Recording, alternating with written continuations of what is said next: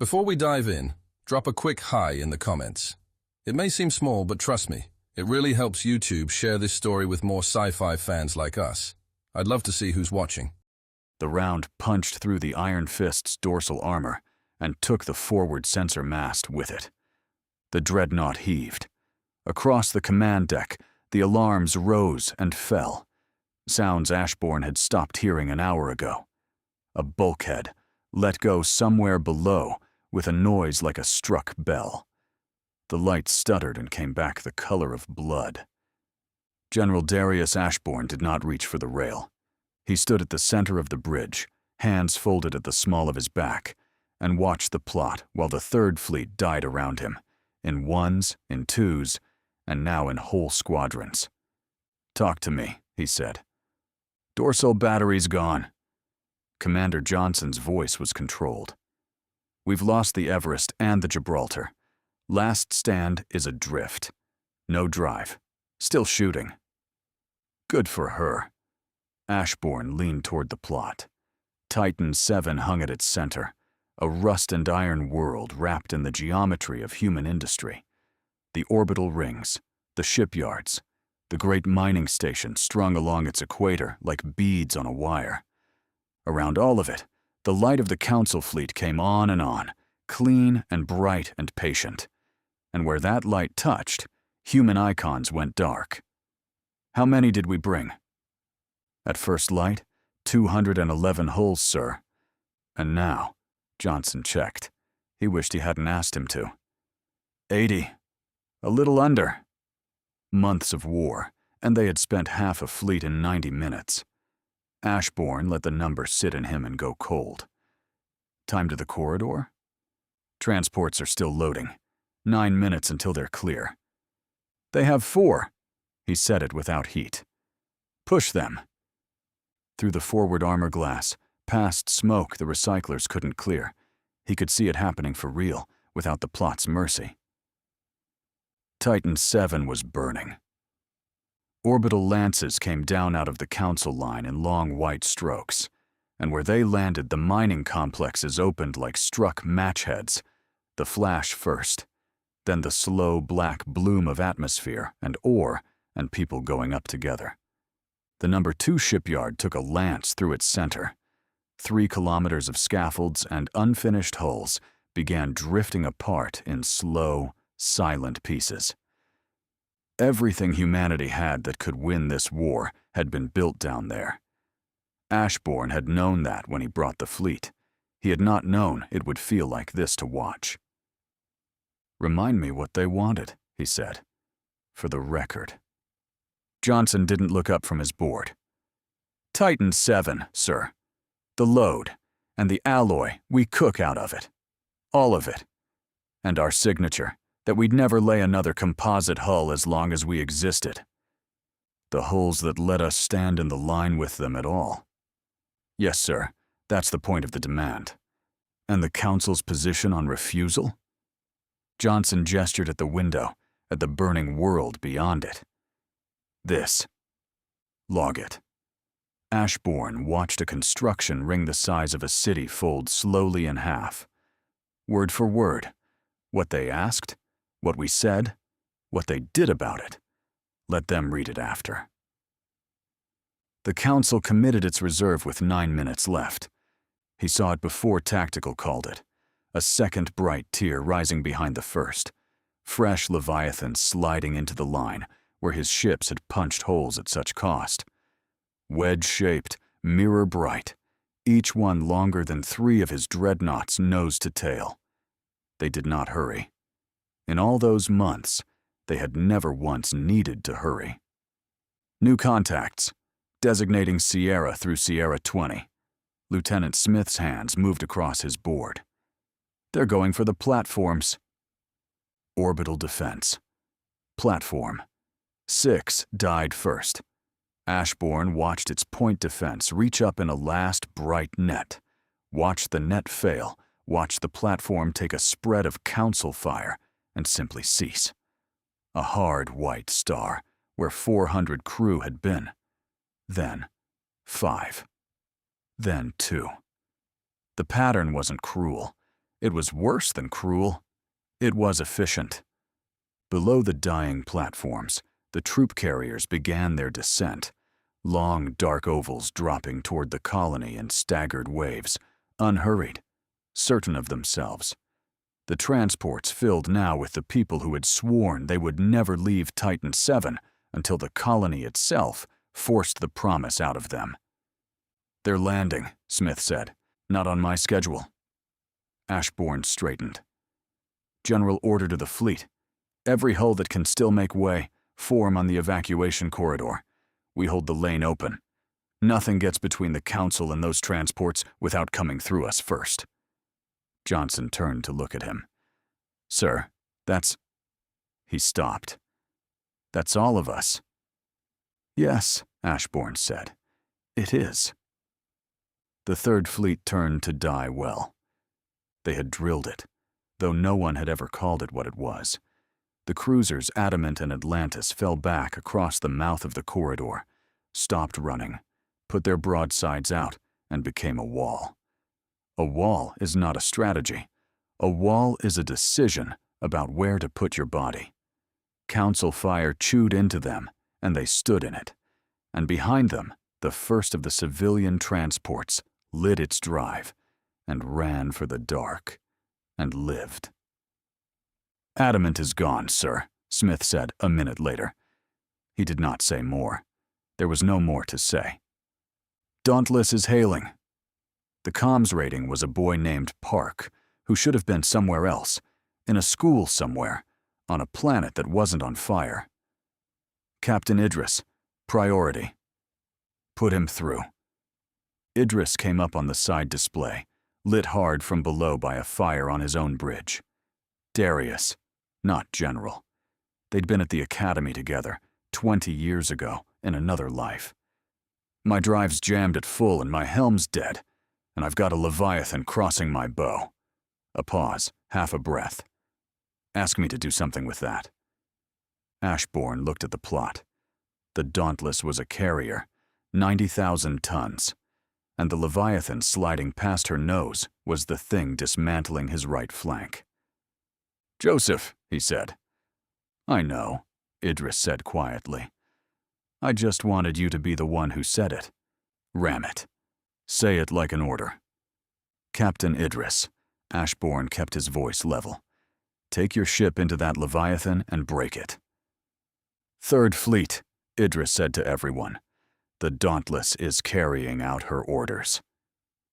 The Dauntless did not slow. She could not slow. She crossed the last stretch at flank and put her armored prow through the Leviathan's flank, and for one impossible second, nothing happened. Then the Council ship's clean, bright geometry came apart from the inside, and both of them went to light together, and the light was very white and did not last long. The right flank held. Ashbourne found he had come to attention and did not remember doing it, and did not stand down. On the corridor's far side, where the boarding tubes had gone across, Master Sergeant Bellow's Marines were dying inside a Council cruiser to keep its guns pointed the wrong way. Ashbourne heard 30 seconds of it before the channel dissolved into static, controlled bursts, calm call-outs, a sergeant counting rooms in a steady voice, like a man reading a list. Then nothing. And the Council cruiser's fire wandered off target for a full minute before it corrected. A full minute. 2 more transports made the jump in that minute.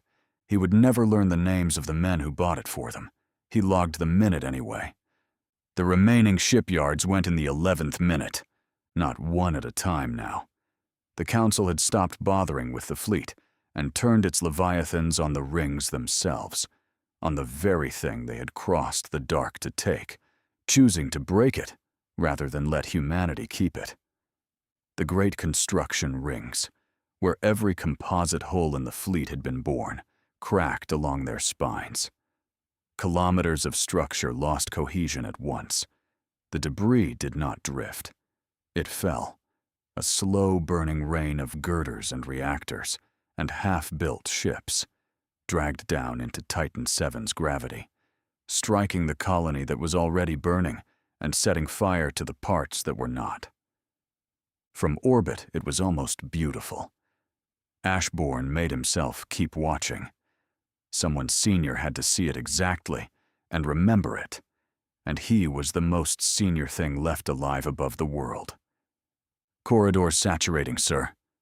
Johnson's flat voice had gone quiet at last. "We can't keep it open much longer. The transport's still on the pads. They're not going to reach the lane." "How many still down?" 11. Maybe 40,000 people aboard." Ashbourne was silent for a moment. On the plot, the human icons had thinned to a scatter. On the window, the world burned. "Signal every transport already clear of the gravity well," he said. "Jump now. Present coordinates. Best available heading. Do not wait for escort. Do not wait for each other. Go." And the 11 on the pads? "Tell the corridor ships to go down and get them." He turned from the window at last. "It costs us the lane. We won't hold it after that." "They understand that, sir." Johnson's voice stayed level. "They're already burning in." On the pads below, a transport captain named Jacobs was arguing with his own crew. Ashbourne caught the tail of it on the open UVAC band. He had lifted power, had the lane, had every reason to run, and instead he was holding his ramp down at the edge of a firestorm, while a line of miners with their children stumbled toward him across the burning apron. "There's 100 more on the far side," someone told him, over the roar. "Then we've got room for 100 more," Jacobs said. "Hold the ramp." "Captain, the roof's coming down." "Hold the ramp." He lifted with the last of them aboard, and the fire already inside the hold, climbing on an overloaded drive, too heavy and too slow, and rising anyway. Ashbourne watched his icon claw for the corridor and thought, that is humanity. Right there. That is who we are. He had stopped being surprised by his people somewhere in the first year of the war. He keyed the fleet channel himself, and his voice went out to what remained of the Third Fleet, and to the 11 transports on the burning pads, and to the dark beyond them. "This is Ashbourne." The bridge quieted around him. "The transports in the deep are away. That is the whole point of us today. The only point of us. Anyone still able to jump has my order to jump. And my thanks. Anyone staying." He paused. "You already know why you're staying." Ashbourne out. Nobody left. He had not thought they would. That was the terrible thing about humans. The thing the Council had never understood, and was about to learn at a price it could not yet count. You could kill humans all day, in any number you liked, and the ones left over simply closed the gap and kept working. "Sir," Johnson said quietly, "the Iron Fist." "The Iron Fist stays." Ashbourne sat down in the command chair for the first time all day. "Bring us about. Put us between the pads and their line." He looked at the closing light. "Let's be a wall." They came about into the fire.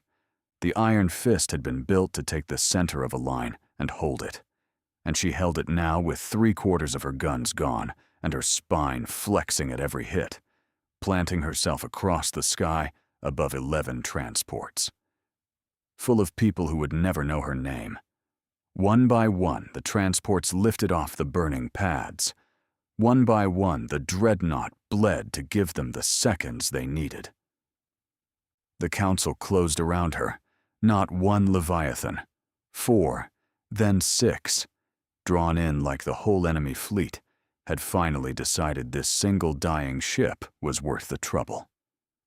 Ashbourne watched the range collapse and felt something that was not quite fear and not quite pride, and belonged to neither.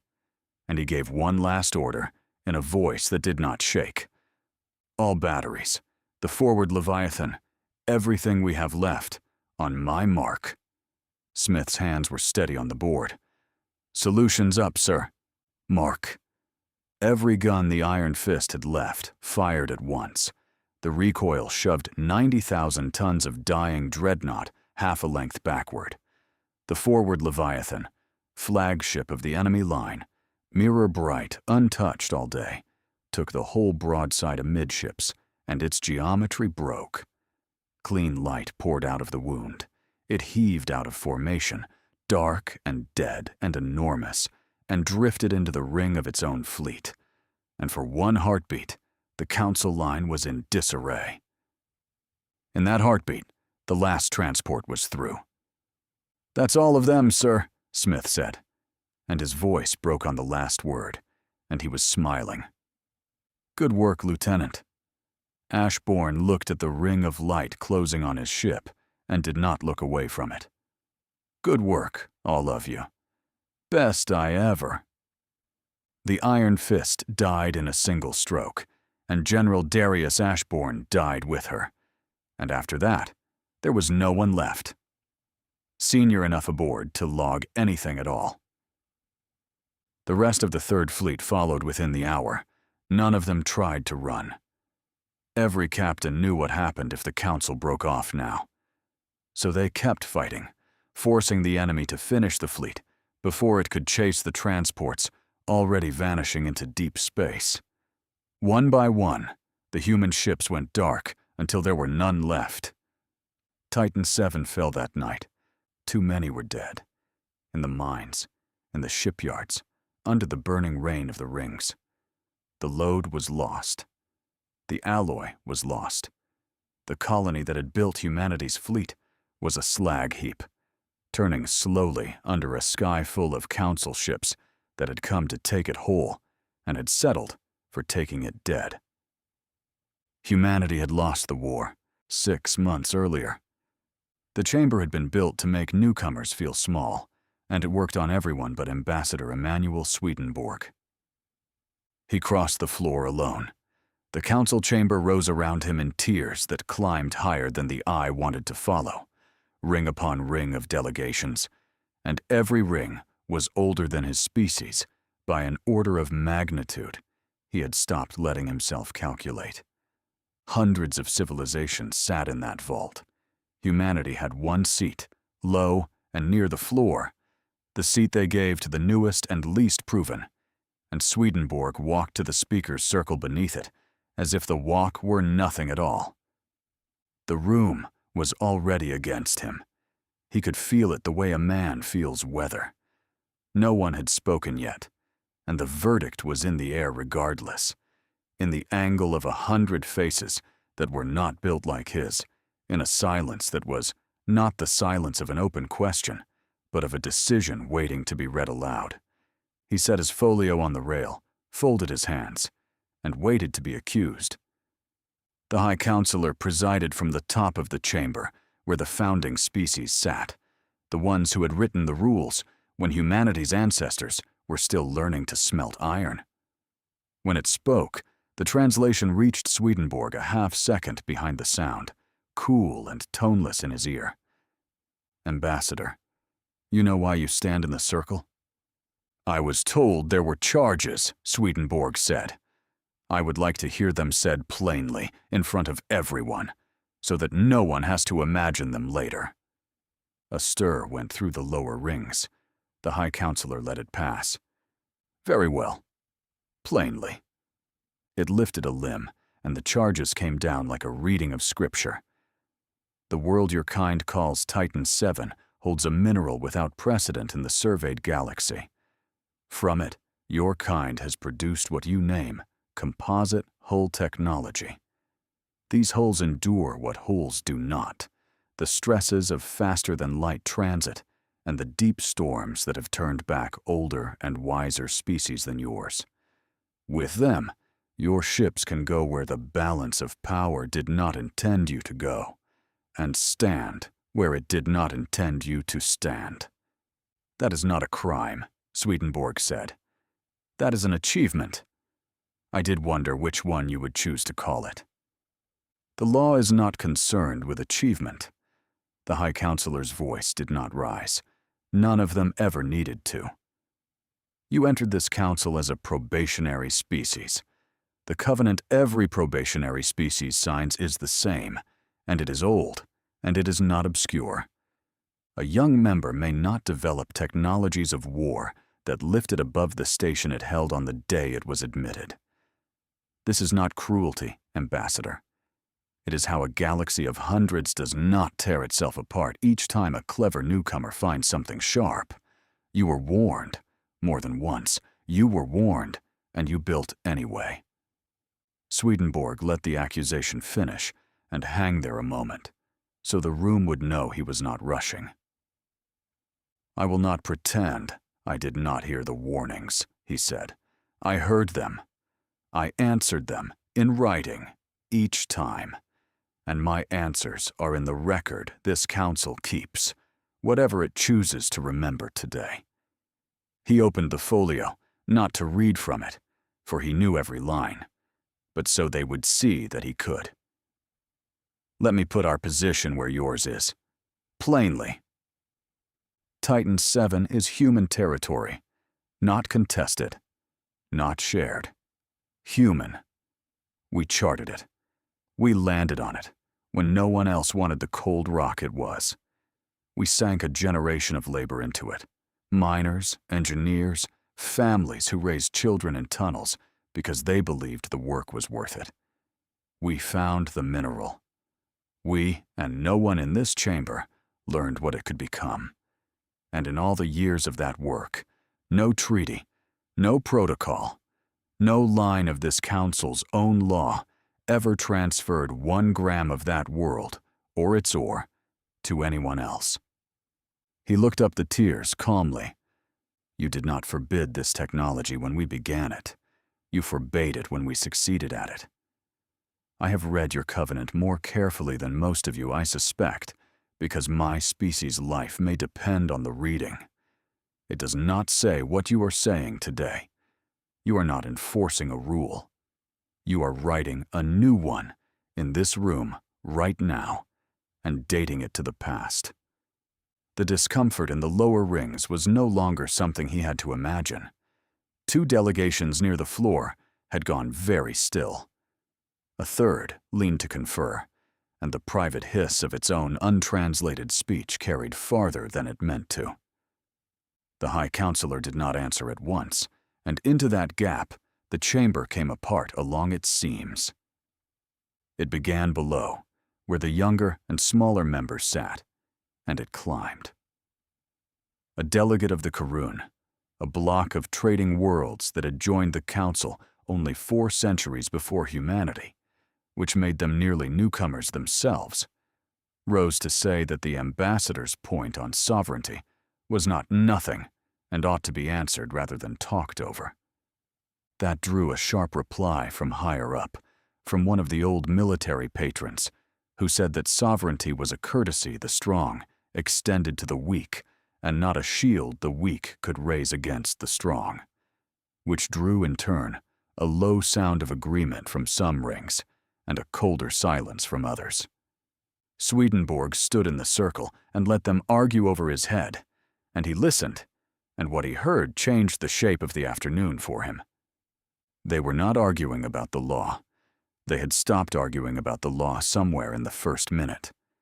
Some of them wanted Titan 7 because it was rich, and humanity was new, and it could be taken. Some of them were afraid of the mineral, of the hulls, of what a species that clever might do in a century if it were left to grow. And a few, a careful few, were afraid of the council itself, of what it was preparing to do, and of the precedent it would set for their own worlds when the strong someday looked their way. It was not a legal question. It had not been a legal question when he walked in.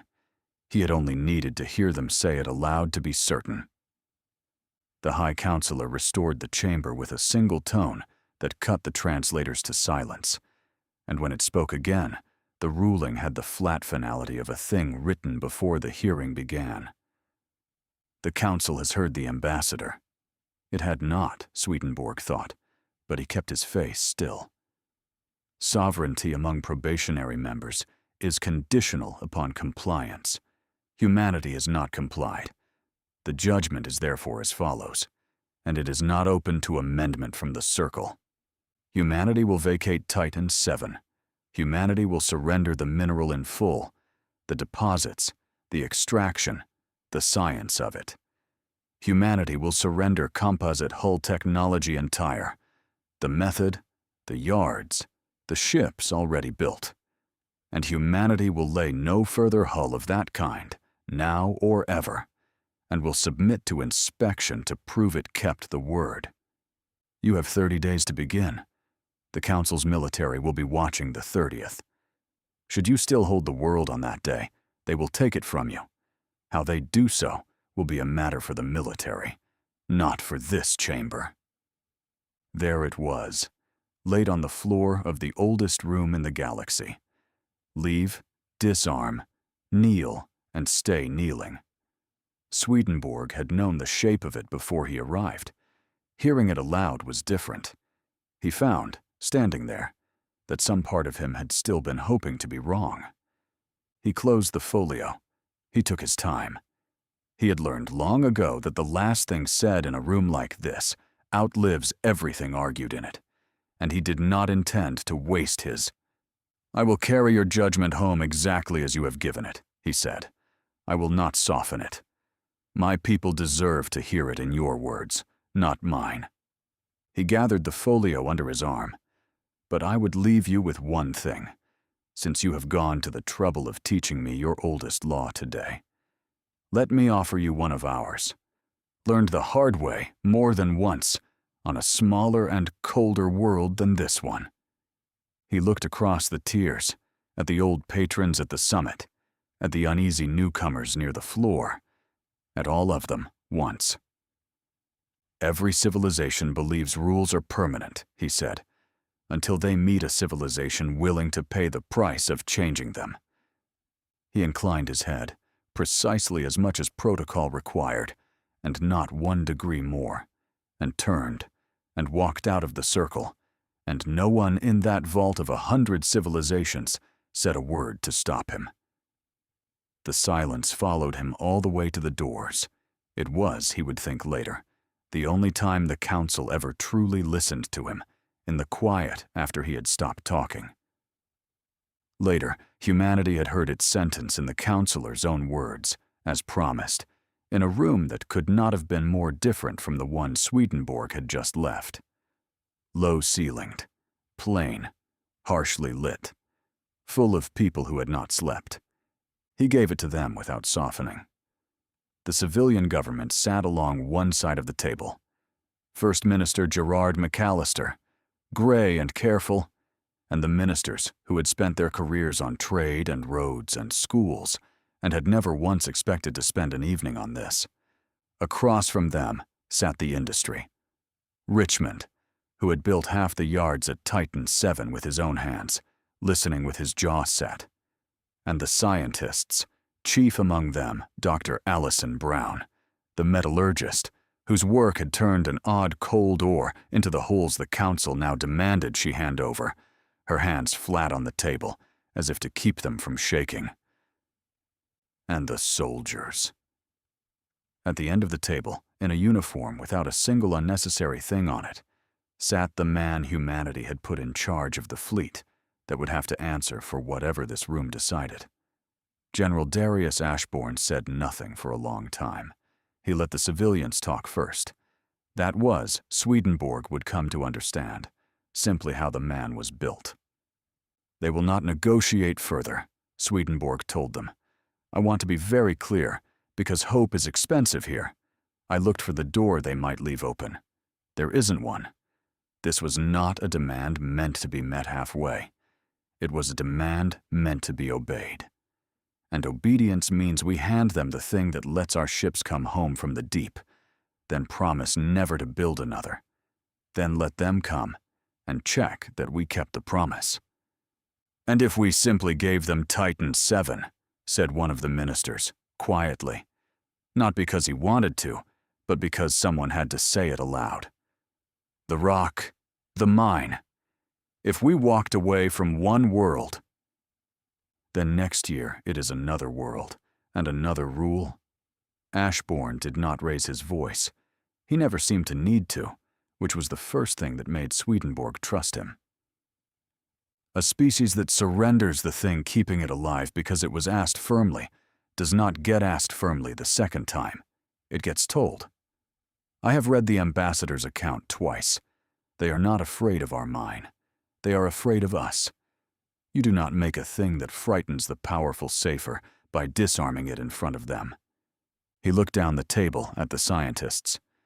Doctor, tell them what it is they actually want us to stop building. Brown straightened. Ships that survive, she said.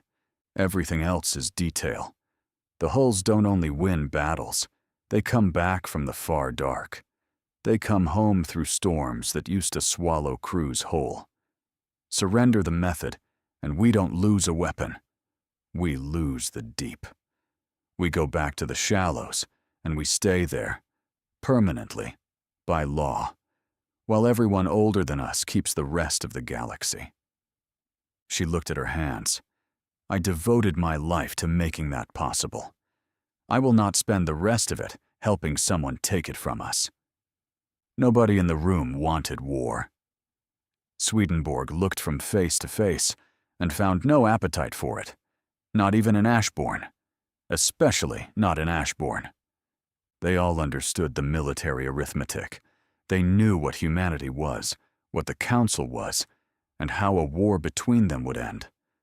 But there was another calculation, older and simpler than fleets or firepower, and every person at that table reached it on their own at almost exactly the same moment. They would not surrender Titan VII. First Minister McAllister said it for the record in the end, in a tired voice, the way a man signs a thing he cannot unsign. And that was all it took. No banners, no speeches. A dozen exhausted people in a plain room deciding, quietly, that there was a thing they would not do. And then beginning the long, terrible work of standing behind it.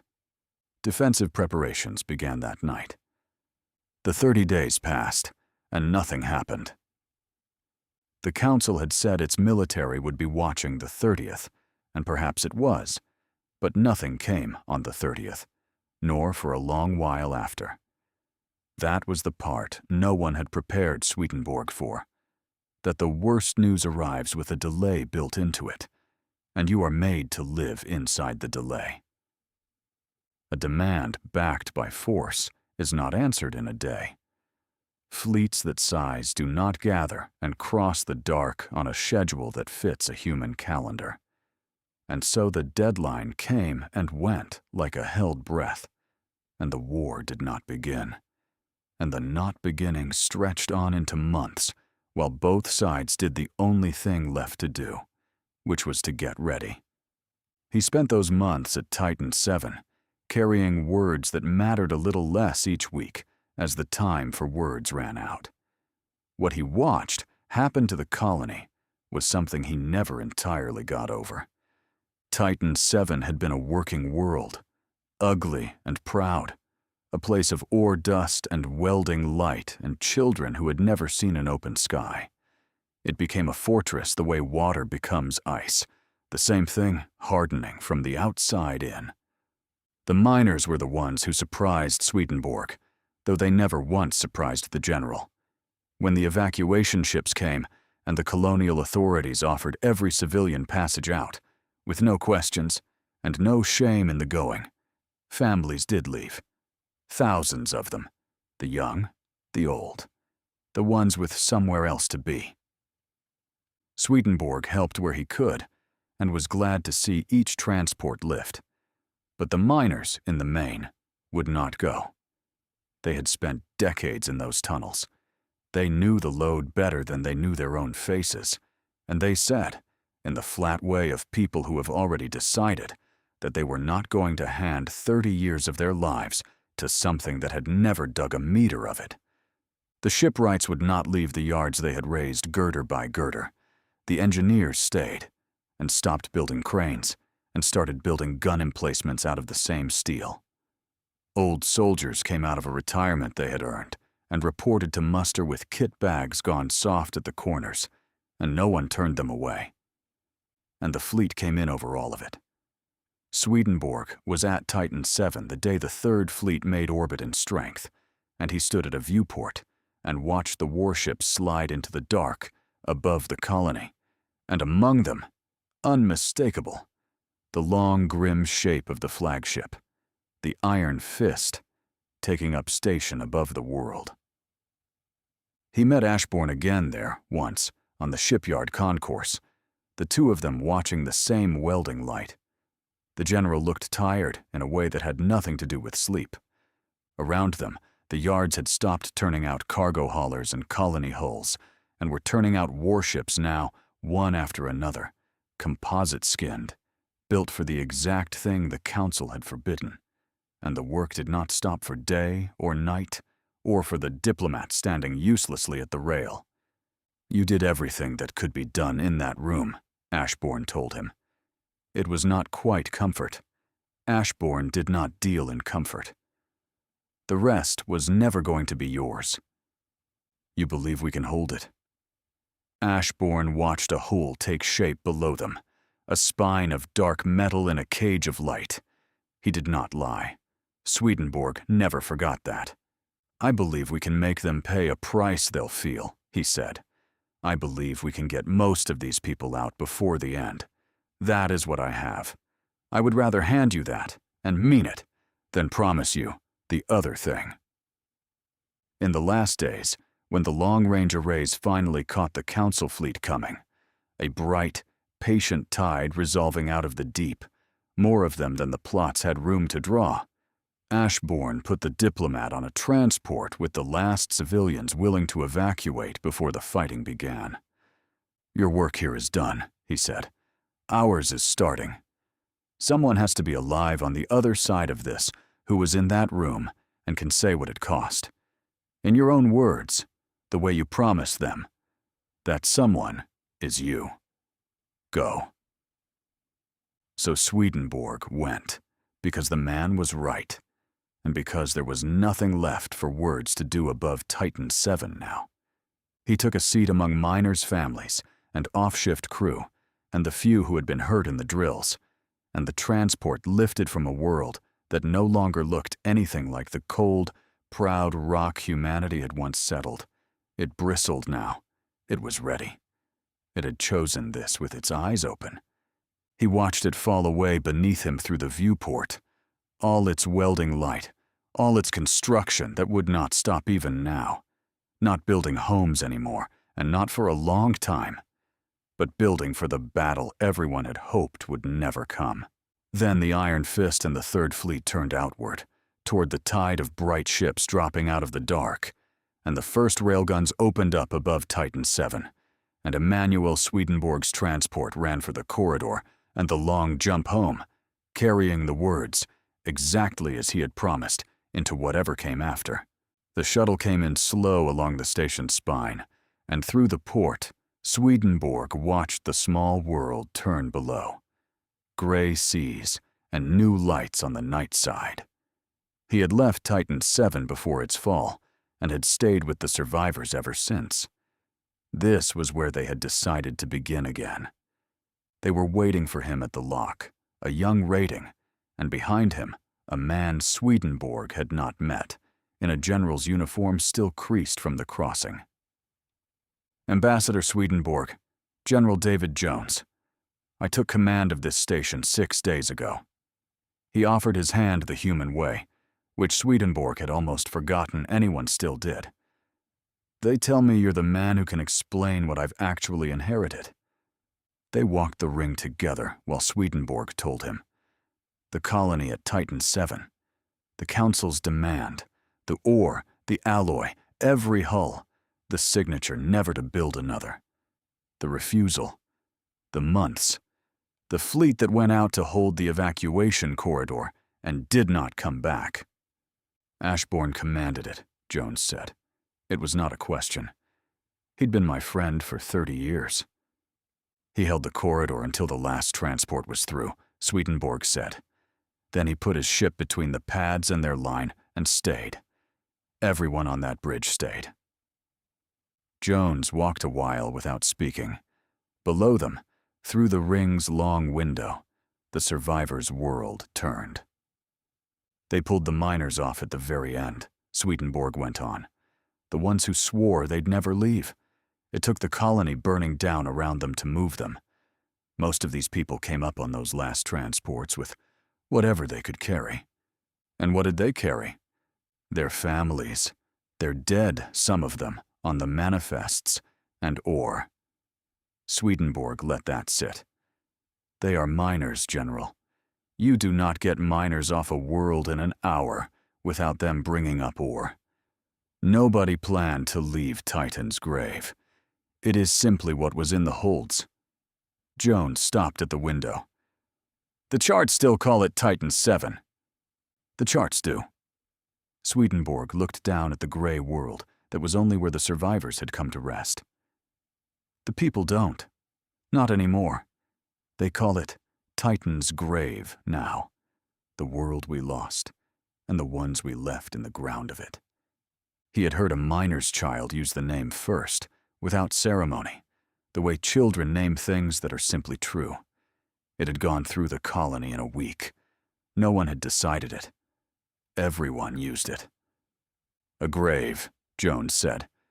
For now. Swedenborg turned from the glass. But I have watched these people since they came up off those transports, General, and I will tell you the one thing I am certain of. They didn't come here to mourn. They came here to be ready. They will not wait long, and they will not forgive. And when they go back for that world, they will not go to bury anyone. They will go to collect. He paused. You have not inherited a refuge. You have inherited the beginning of a reckoning. 1 year later. General David Jones had stopped thinking of the command chair as Ashbourne's. It had taken most of the year. He sat in it now in the station's operations ring and watched, through the long armor glass, the thing the survivors had built while the galaxy assumed they were finished. There were 9 ships in the docks. 9. A year of relentless work, mining ore from scattered deposits that would once have been dismissed as worthless, and it had bought them 9 ships. Ashbourne had taken 211 to Titan's grave.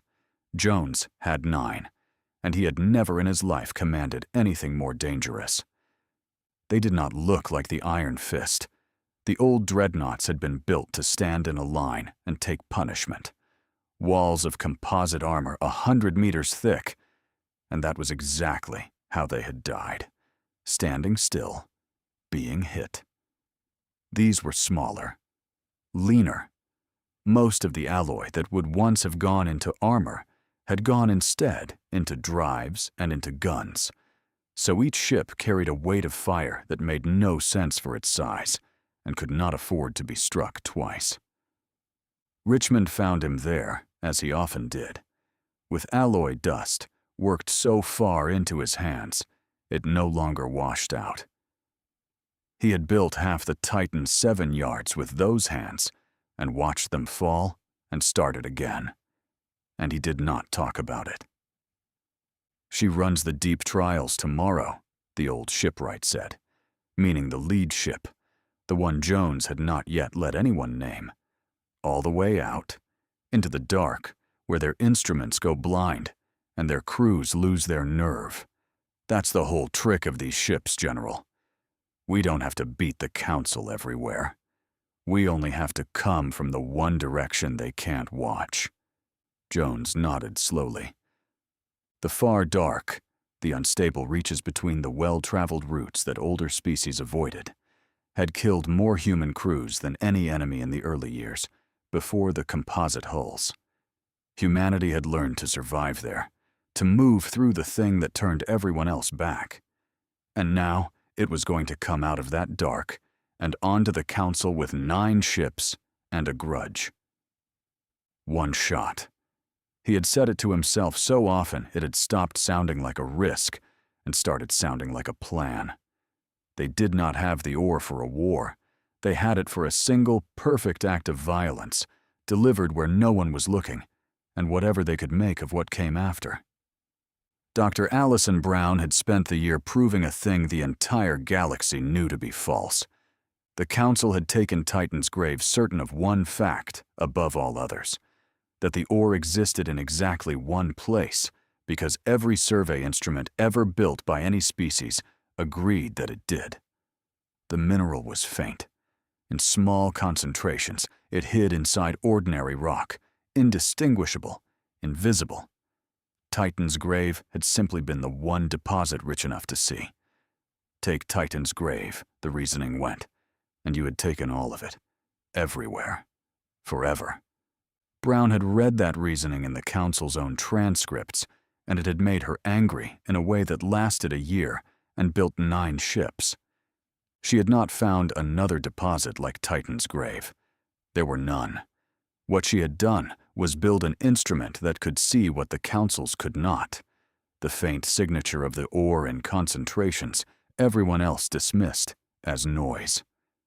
A gram here, a seam there, salted through a dozen worthless worlds no one had ever bothered to claim, because no one had ever known there was anything in them to want. The pockets were small. The rock was bad. The ore sat so deep and so thin that the machines gave up on it, and the numbers said, "Leave it." The numbers had not accounted for people who would not leave it. She thought of the miners, the ones who had come up off the last transports at Titan's grave with ore in the holds, because they could not imagine leaving without it. Those same people had gone down into the new seams, the impossible ones, the ones the galaxy said were not worth a single life, and they had brought the ore up by hand where the machines failed. They were slow. It was brutal. It was enough. She kept a single ingot on her desk, no larger than her thumb, refined from the first seam they had opened. It was worth more than the room it sat in. Everything they made now was made in that knowledge. Nothing wasted, nothing thick where it could be thin. Every gram of alloy asked to do the most violent possible amount of work. It was why the ships carried more gun than sense, and it was why, when the Marines had come to her wanting blades, she had understood exactly what they meant to do with them. Jacobs had not held a weapon in his life until a year ago. He had flown transports. That was the whole of it. Cargo, colonists, the slow, ugly ships nobody noticed until they were the only thing between people and the dark. At Titan's grave, he had held a ramp open at the edge of a firestorm and taken aboard everyone who could still run to him, and lifted with fire in the hold, and he had spent the year since unable to stop counting the ones who had not reached the ramp in time. You did not get over a thing like that. Jones had told him so, plainly, the one time Jacobs tried to explain himself. You did not get over it. You decided what to do with it. What Jacobs had decided was that he was done carrying people away from the fire. Next time, he would be the fire. The Marines had come to him, not the other way around. Survivors, most of them, and a handful of old hands who had served under a master sergeant named Bellow, who had died buying a minute with a boarding action at the grave so 2 more transports could jump. They knew who Jacobs was. Every colonist on the station knew the man who held the ramp. When he stood up and said he meant to go back, and not to rescue anyone this time, they came to him, because they wanted to be led by someone who had already run toward the fire once and would not flinch from doing it again. They drilled boarding in a gutted freighter hull on the station's underside, in the dark, in the cold, because the places they were going would be dark and cold. Jacobs made them do it until it was not brave anymore, until it was only work. The doctrine was simple, and it was ugly, and he never once dressed it up for them. The Council fought clean. Its military was a dozen species, and every one of them fought the same civilized way. At range, from mirror-bright ships, precise and bloodless and old. Not one of them had ever had something come aboard.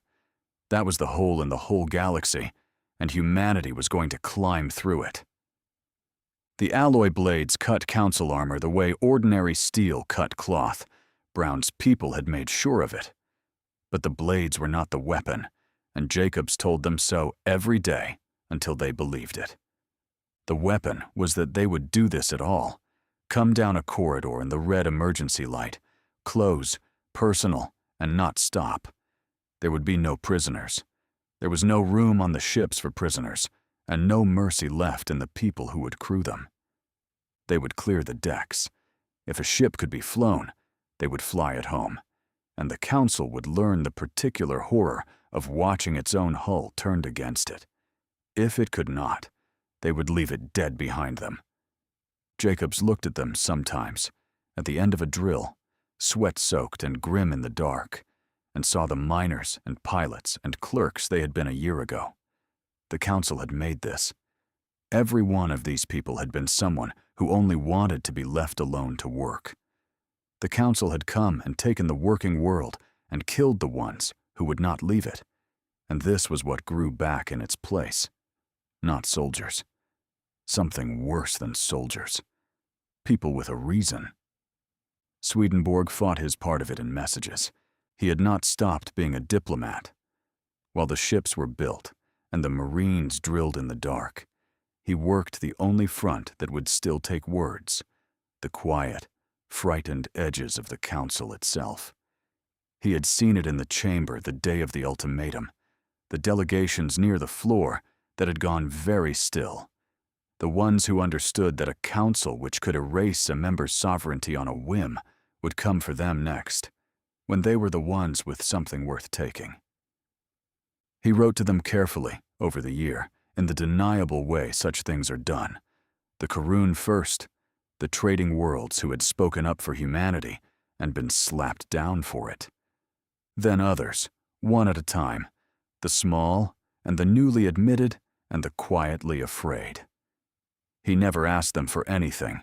He only made sure they understood that humanity was not gone, that the precedent set at Titan's grave was a knife held at every throat in the lower rings, and that when the reckoning came, the Council's unity would be worth watching.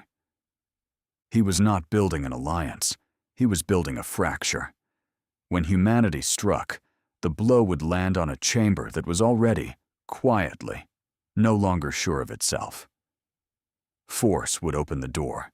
He intended to be standing in it. They gathered in the operations ring on the last night, before the deep trials became something more than trials. Jones was there, and Brown with her impossible ore, and Jacobs with the Marines' discipline settled into him now, and Swedenborg, who had come up from the world below to see the ships with his own eyes. 9 hulls in the docks, a year of a species refusing to be finished, hung in the dark above a world the chart still called unremarkable. When? Swedenborg asked. Jones looked at the ships. Soon. Once the lead ship runs the deep and comes back whole, we go. 1 strike. Everything we have. Delivered where they stopped watching. In the one place in the galaxy they believe they've already won. He did not raise his voice. Like Ashbourne, he never did. Swedenborg suspected it was one of the reasons the old general had trusted him, and one of the reasons these people followed him now. We take Titan's grave back. We make it cost them more than they can stand to keep paying. And then, Ambassador, it's yours. You take what we've done into that chamber, and you make them end it. Swedenborg looked out at the 9 ships and thought of the tears climbing out of sight, the 100 faces that were not built like his, the High Counselor's cool and toneless voice handing down 30 days to kneel. He had promised them, that day, on his way out the doors, that rules felt permanent only until someone was willing to pay the price of changing them. Humanity had been paying it for a year, in the dark, by hand, without a word to the galaxy that thought it had won. When you're ready, General, he said, I'll go and tell them what it cost. And this time, they will listen before I finish talking. Below them, the survivors' world turned, gray and cold and unremarkable on every chart the Council kept. And above it, in the dark, the 9 ships waited to carry a year's worth of reckoning back to the world that bore a Graves name, and would not keep it much longer. The lead ship had a name now. As the flagship of the strike, the choice had always belonged to Jones, but he had held it back through a year of construction, trials, and long runs into the far dark. A name was a kind of promise, and he had not wanted to make one he could not keep. He chose it on the morning they departed. Standing on her bridge with the survivors' world falling away behind them, he told the crew what she was called, and within an hour, the name had passed through all 9 ships and settled as though it had always belonged to her. The answer. The Council had asked humanity a question at Titan 7, kneel or die. Swedenborg had carried the question home, and a fleet had died refusing it, and a world had burned around the refusal. For a year, the Council had believed that was the end of the conversation. It was not. It had only been the question. This was the reply. They came the long way. 9 ships in line astern, running silent through the deep. The Council watched every approach to Titan's grave that any fleet could reasonably take. Jones brought his ships in from the one direction no one believed possible, because nothing else in the galaxy could have come that way. The garrison was exactly where the survey had promised. A picket of Council warships drifted in lazy orbit over the dead world, mirror bright, a year into an occupation that had stopped expecting anything to happen. Below them, Titan's grave turned, a slagged ruin beneath a scar of cloud, its rings shattered, its shipyards destroyed, the colony a black smear, where 100,000 people had once built the fleet that died in this same orbit. Jones looked at it for exactly as long as he could afford, which was not long. "They still haven't seen us, sir." His tactical officer, a steady young man named Marvin. "They still haven't seen us." "No," Jones said. "They won't. Not until it doesn't matter." He watched the Council picket drift, fat and slow and certain. Ashbourne had stood in an orbit like this one and been drowned by numbers, holding still, holding a line. Jones had 9 ships and no intention of standing anywhere. "All ships. We don't form a line. We don't trade fire. We come out of the dark. We don't let them fix us, and we do not stop moving." A beat. For the 3rd Fleet. Mark.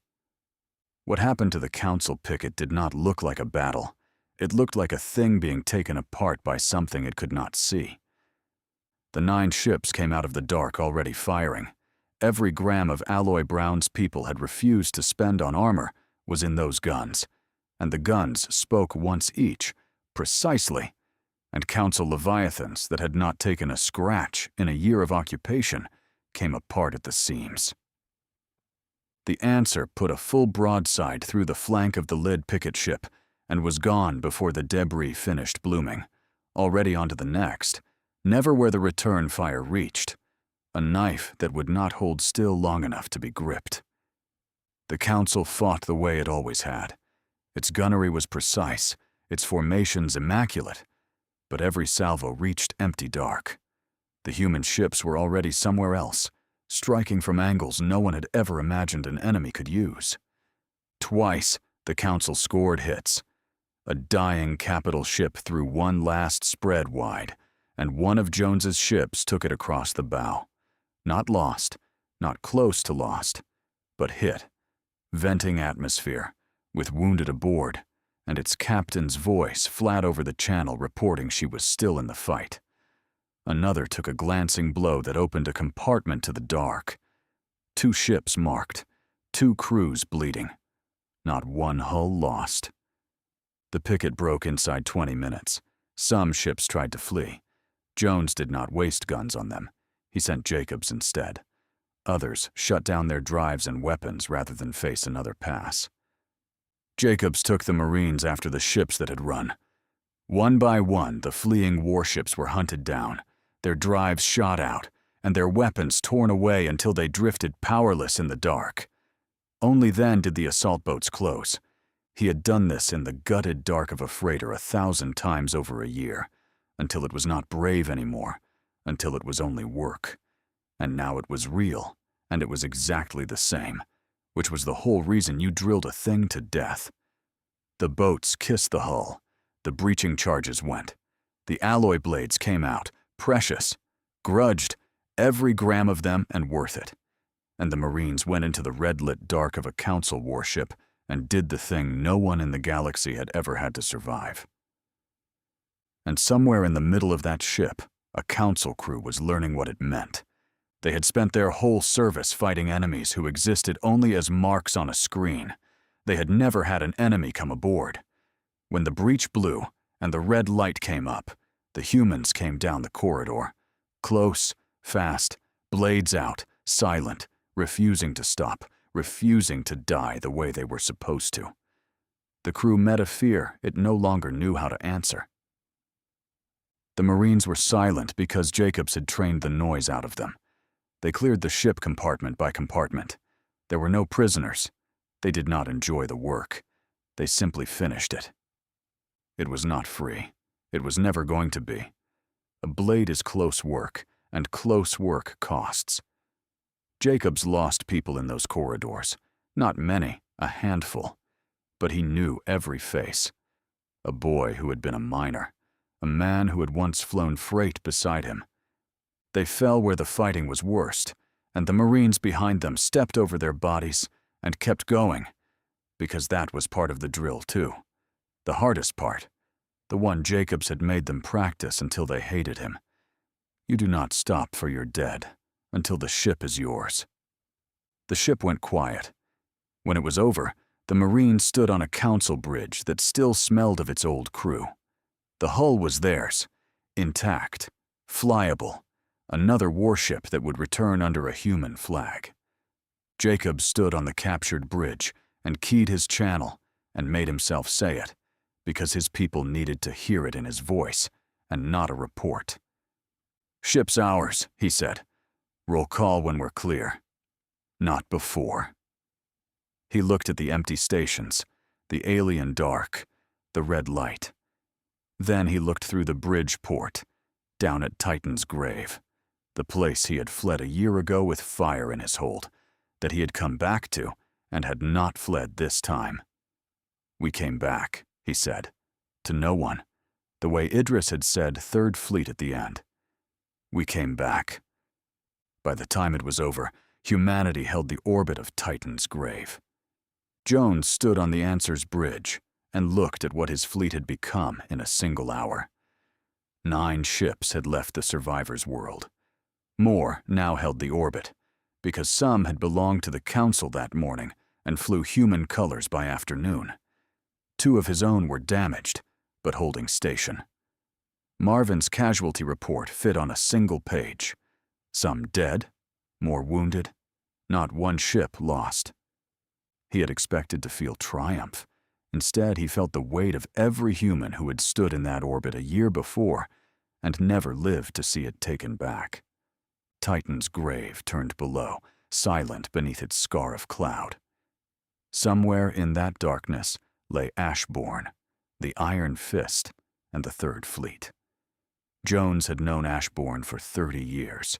He had inherited his command, won back the world his friend had died defending, and discovered that victory and satisfaction were not the same thing. "General?" Marvin asked quietly. "Orders?" "We hold." Jones never looked away from the window. "We hold this orbit until the Council recognizes what already happened here." He was silent for a moment. "They'll want to talk now. They didn't a year ago. They will now." He was right about that faster than he expected. The Council did not send another fleet. It could have. It had 1,000 more ships than humanity had or to fight, and everyone in that orbit knew it. But this had not been a raid. 9 ships had come out of a dark the Council could not enter, retaken a world it had bled a galaxy to hold, gutted an occupation force, hull by hull, in the one kind of fight no civilization in the chamber knew how to wage, and lost nothing that could not fly home. There was no obvious answer to that. And that was the point.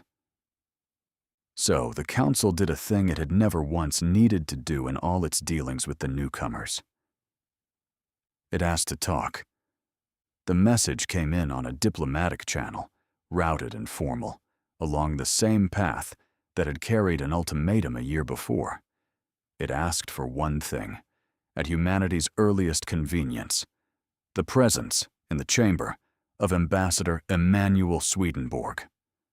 The same cool, toneless authority that had handed humanity 30 days to kneel now requested a meeting, and phrased it, for the first time, as a request. Jones read it twice. Then he laughed, once, short and without much humor, and thought that Ashbourne would have wanted to see this. A year ago, humanity had stood in that chamber and asked to be heard. Now the council was the one asking. The chamber had not changed. That was the first thing Swedenborg noticed, and the thing he resented most. It rose around him exactly as it had the day humanity was sentenced. Tears climbing past the reach of the eye, ring upon ring of civilizations older than his own. The speaker's circle waiting on the floor like a drain. It had swallowed his species' plea and handed down 30 days to kneel, and it had not so much as rearranged its furniture since. But he did not cross the floor alone this time. He walked to the circle with 6 Marines behind him in the plain hard kit of the boarding companies, each with an alloy blade at his hip, the steel the whole vault had heard about by now, that went through council armor like cloth. No one had brought a weapon into this room in the memory of any species seated in it. Swedenborg had brought 6, and the man leading them was the one who had taken the council's fleet apart hull by hull over Titan's grave. Jacobs walked at his shoulder and said nothing. That was the arrangement. Swedenborg would talk. The Marines were there to be the sentence underneath the words. That words were no longer the only language humanity had brought to this room. He set his folio on the rail, folded his hands, and waited. A year ago he had waited to be accused. This time he waited to be asked. The High Counselor presided from the summit, and when it spoke, the translation reached him a half-second later, cool and toneless, exactly as he remembered. Ambassador, you came armed. You asked me to come. I brought what humanity brings to rooms where words did not work. Swedenborg's voice stayed level. A year ago you made your argument to me with a fleet at Titan 7. I have only matched your manners. We asked you here to discuss terms. An arrangement. The events at Titan 7 were regrettable, and the Council is prepared to be generous. No. His voice was calm but unmistakably firm. I am not here to be offered generosity or to negotiate my species' obedience at a better rate than last year's. I am here to tell you that this council no longer dictates humanity's future. No one filled the silence. A year ago they would have. You have 1,000 ships for every one of ours, he went on, and it doesn't help you. You cannot conquer us. You took Titan 7 and it bought you a graveyard, and then 9 ships came out of a dark. Your instruments cannot see, and took it back and gutted the fleet you left behind, and went home, having lost nothing you could count. You cannot follow us into the deep. You cannot find where we build. You cannot hold what you take, because we will come back for it every time, for as long as it takes. He did not look at the Marines. Their presence was argument enough. You are not fighting a war you can win. You are fighting a wound that will not close. The only question left is how long you mean to keep paying for a thing you cannot have. And for the first time in the history of that chamber, the room answered before the High Counselor could. A delegate of the Karun rose from the lower rings, the trading bloc that had spoken for humanity once and been slapped down for it. And it addressed the summit, not Swedenborg. The ambassador is not wrong, and the council knows he is not wrong. We were told in the past that a probationary species could not be permitted to rise above its station. We have all watched what enforcing that cost, and we have been doing a quieter arithmetic since. If a world can be taken because it grew strong, there is not one seat in this vault that is safe. Today, it was humanity. The rule does not care who is newest next. Other voices came in behind it. Not most, but enough, from the lower tiers, and a few higher than Swedenborg had expected. The fracture he had spent the past year opening widened at last, and the High Counselor felt its own chamber shift beneath it. Swedenborg kept his face still, the way he had the day they sentenced his world. The best victories in diplomacy were the ones no argument could undo. The High Counselor cut the room to silence with a single tone. But it was not the silence of a verdict now. It was the silence of a body no longer sure of itself. "State your terms, Ambassador." He opened the folio, not because he needed it, but so they would see it was a document, meant to be signed and kept. They are simple.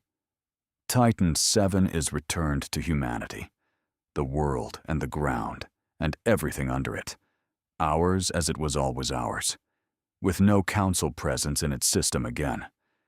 Humanity's sovereignty is recognized in full, and we are removed from probationary status, permanently. We keep our alloy and everything we make from it, the science, the yards, the ships, to own and develop as we see fit, with no ceiling and no license from anyone in this vault. And the Council surrenders, forever, any right to inspect or oversee what we build to defend ourselves. You will not look inside our hulls ever again. He turned a page that did not need turning, and paused, because this was the one that mattered.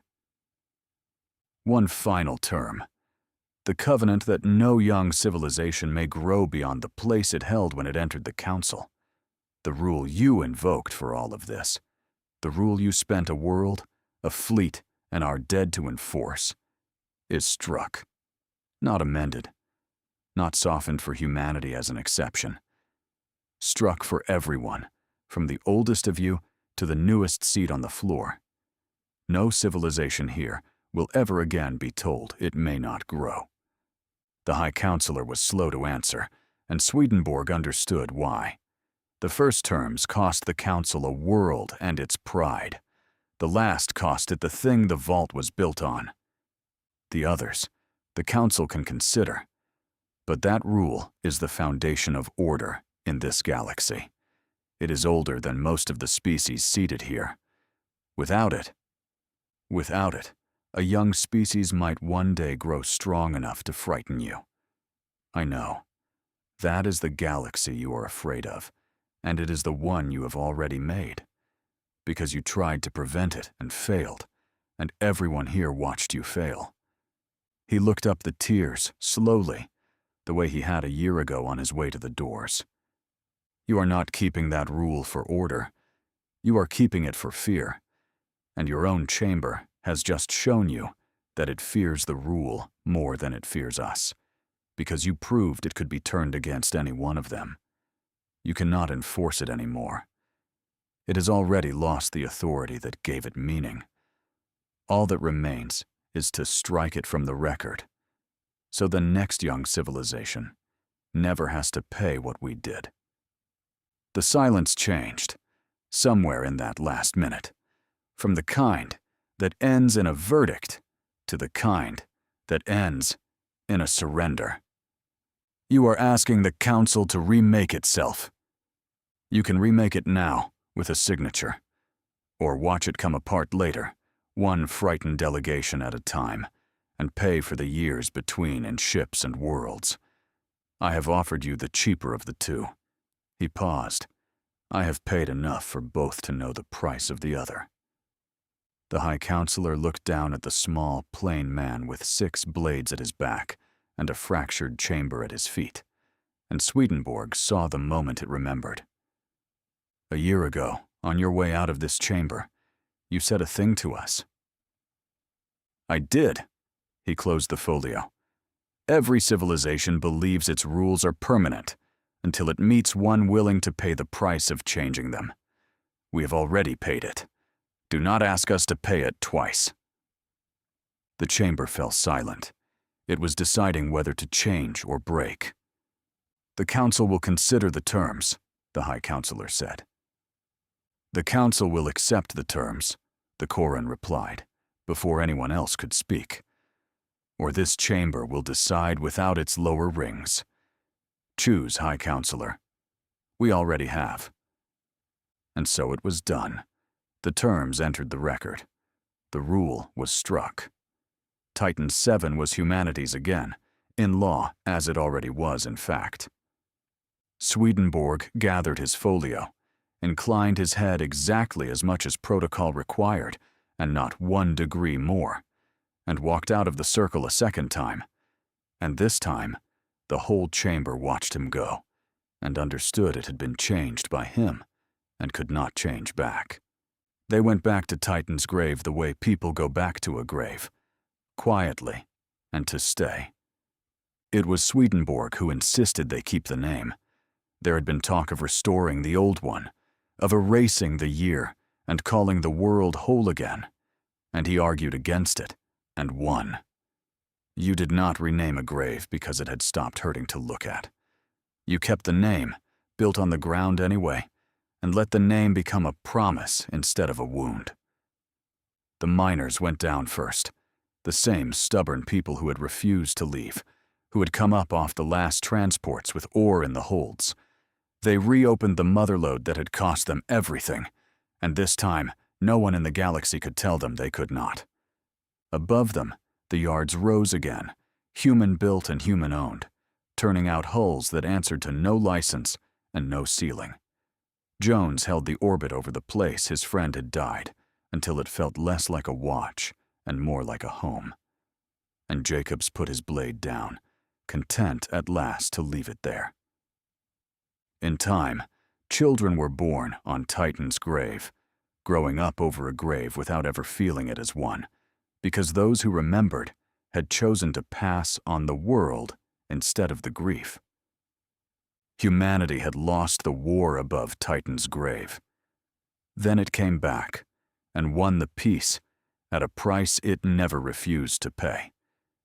And in the grave of all it had lost, humanity planted everything it would yet become. Hey there, space human.